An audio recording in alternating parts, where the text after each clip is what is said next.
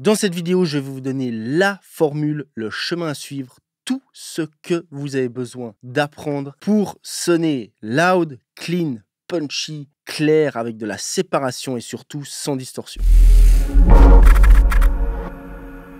Allez sur stopstudio.school, downloadez notre freebie de 300 presets haut de gamme Serum, c'est complètement gratuit, donc allez-y, checkez, enjoy. Dans ma carrière en tant que producteur ingénieur du son, il y a eu une journée, plutôt précisément une soirée, qui m'a fait changer d'état d'esprit parce qu'il y a quelque chose qui a été un peu marquant pour moi. Et j'aimerais partager ça très vite avec vous parce que je pense que tout le monde peut vraiment en tirer un bénéfice. Donc il y a de ça plus de 15 ans, je dirais, j'avais environ 18-19 ans. J'étais dans ma chambre le soir, après avoir passé je sais pas, au moins 7-8 heures à donner tout ce que j'avais, à filer vraiment mes tripes dans le mixage d'une production que j'avais fait. Et vraiment, j'avais fait ce truc, je me rappelle, non-stop, sans m'arrêter, sans pause. J'étais vraiment focus à essayer de sortir le meilleur mix possible. Et donc, je passe comme ça un nombre d'heures incalculable. J'étais raide, c'était genre minuit le soir. Je n'avais pas arrêté, vraiment crevé au bout de ma vie. Et là, j'écoute mon mix une dernière fois et je suis content. Je suis méga satisfait. Je trouve que ça sonne super bien. Un gros shot de dopamine, on est content. Et là, tout d'un coup, j'ai une super idée qui est de comparer, c'est-à-dire de référencer ce que je n'avais absolument pas fait durant tout le process du mixage, ni voir de la prod. Je ne référençais absolument pas à l'époque. Et je compare donc à mes artistes préférés et je switch comme ça. Je référence, je compare. Et là, les amis, laissez-moi vous dire un truc. Je me suis pris en vrai la claque de ma vie. Comme un coup de massue sur la tronche, tout d'un coup, je suis redescendu de 18 étages en dessous. Je me rends compte qu'en fait, je sonne comme de la merde. C'est-à-dire que mon mix sonne vraiment étouffé par rapport à la référence, ça manque vraiment de ce côté clarté, clair, aigu, séparation. Mon mix, on dirait qu'il y a une espèce de voile comme ça qui cache tout, que c'est le brouillard, on distingue pas bien les éléments, c'est genre muddy. Et surtout, le plus important, c'est pas du tout assez loud. Pourtant, je me suis battu comme un fou à essayer de faire sonner mon mix le plus loud possible. Et je me rends compte qu'en fait, tout ce que j'ai fait pendant toutes ces heures était à côté. Ça, les amis, je pense que ça nous est tous arrivé à un moment ou à un autre. Et ce jour-là, c'est vraiment là où je me suis dit, maintenant, ça suffit. Il faut que j'arrive à sonner comme ceux que j'écoute, comme ceux que j'admire, comme les artistes, comme les tracks dans le commerce, que j'arrive à ce niveau professionnel. La première chose que vous devez comprendre, c'est la langue des soirs globalement. Pourquoi, en fait, on a cette fameuse guerre du volume et cette fameuse sensation que quand on écoute quelque chose qui est plus fort qu'une autre source ou qu'un autre titre, on a l'impression, et je vous fais un spoil, ce n'est pas qu'une impression, que ça sonne mieux.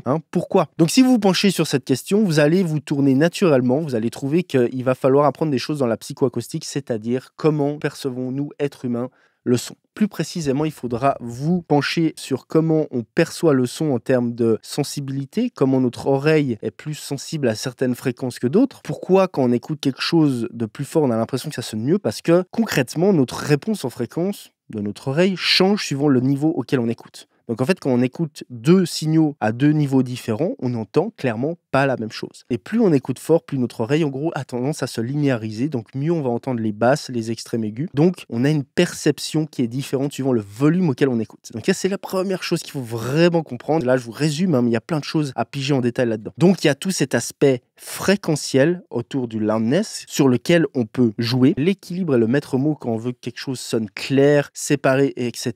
Mais il y a aussi tout l'aspect dynamique. Comment gérer sa dynamique? Comment créer de la densité? On peut faire de la densité par le haut en rabaissant les niveaux forts ou par le bas en ramenant ce qui est dans les niveaux faibles. De nouveau, il y a tout un tas de techniques qui y sont liées. Il y a aussi tout un aspect stéréo, largeur. Si un son nous paraît provenir que d'un endroit fixe, il paraîtra de toute façon moins fat, moins big que s'il vient de plusieurs endroits à la fois. C'est de nouveau des choses sur lesquelles on peut jouer quand on produit, quand on mixe, pour créer des sensations de volume accru, si vous voulez. Il y a aussi tout un tas de techniques que vous pouvez appliquer et sur lesquelles vous pouvez jouer, qui commencent dès le sound design, mais aussi l'arrangement. L'arrangement est super important, beaucoup plus qu'on croit. C'est quelque chose qui est très sous-coté. Ensuite, il y a le mixage et le mastering. Donc, vous vous rendez compte qu'en fait, il y a toutes ces étapes sur lesquelles on peut et on doit jouer et on doit comprendre tout un tas de choses. Évidemment, une compréhension aussi accrue de plein d'outils, comme tous les outils dynamiques, limiteur, clipper, compresseur multibande, etc. Donc, pour faire très simple, vous allez devoir maîtriser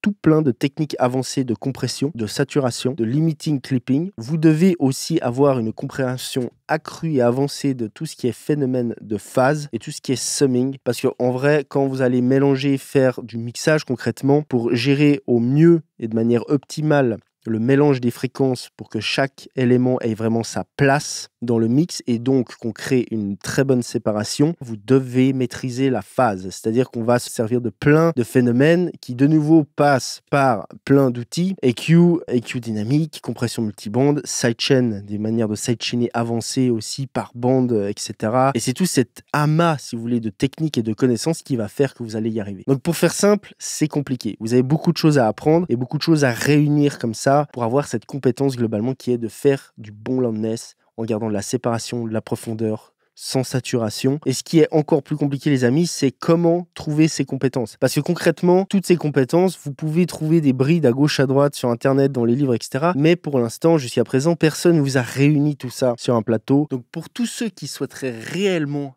apprendre toutes ces skills, toutes ces compétences, apprendre à vraiment bien faire du bon loudness, être compétitif et pouvoir sonner dans la norme par rapport à vos artistes préférés et les tracks du commerce. J'ai une toute nouvelle formation qui s'appelle Loudness Secrets. Les gars, c'est quelque chose d'unique sur le marché francophone et voire même anglophone. Vous avez ça nulle part ailleurs. Dans cette formation, vous aurez absolument tout ce qu'il vous faut pour apprendre à sonner super loud et super compétitif, mais surtout bien. Parce que sonner loud, c'est facile, mais sonner loud et bien, c'est une autre histoire. Je vous ai réuni toutes ces compétences que j'ai acquises, moi, de la manière la plus difficile, c'est-à-dire en apprenant tout seul, en faisant des erreurs. Pendant plus de 15 ans maintenant, hein, ça ne rajeunit pas. Pour ceux qui se demanderaient, j'ai plus de 35 ans. Tout est rassemblé dans cette formation. Vous allez gagner non seulement un temps de ouf, mais une réelle expérience. Et en plus de ça, derrière, vous avez évidemment un accès au Discord, comme avec toutes nos formations. Donc pour le prix d'un plugin, c'est le meilleur investissement que vous pourriez faire en termes de résultats sur votre son, parce qu'on va pas se mentir, ces compétences de sonner loud, dense, clair, punchy, séparé, etc. C'est des compétences qui sont super utiles, super demandées. Et je pense qu'en vrai, ce sont les compétences sur lesquelles les gens galèrent le plus. Parce que ça demande de la technique, parce que ça demande plein de choses qu'il faut mettre bout à bout. Et moi, je vous offre ça dans cette formation. Pour tous ceux qui seraient intéressés et sérieux, je vous laisse aller sur strupstudio.school. Pour l'instant, elle est en lancement à moins 50%. Sincèrement, moi, j'aurais tué pour avoir ça. En vrai, je sors vraiment ce que moi, perso, j'aurais vraiment aimé avoir quand j'ai commencé. Donc allez-y les gars, n'hésitez pas. Donc voilà les gens, si vous voulez d'autres vidéos sur comment sonner loud, fort, clean et punchy, et aussi sur du mastering en général, je vous conseille ces vidéos. C'était Igor Chevalier de Strup Studio. Je vous dis à plus. Ciao.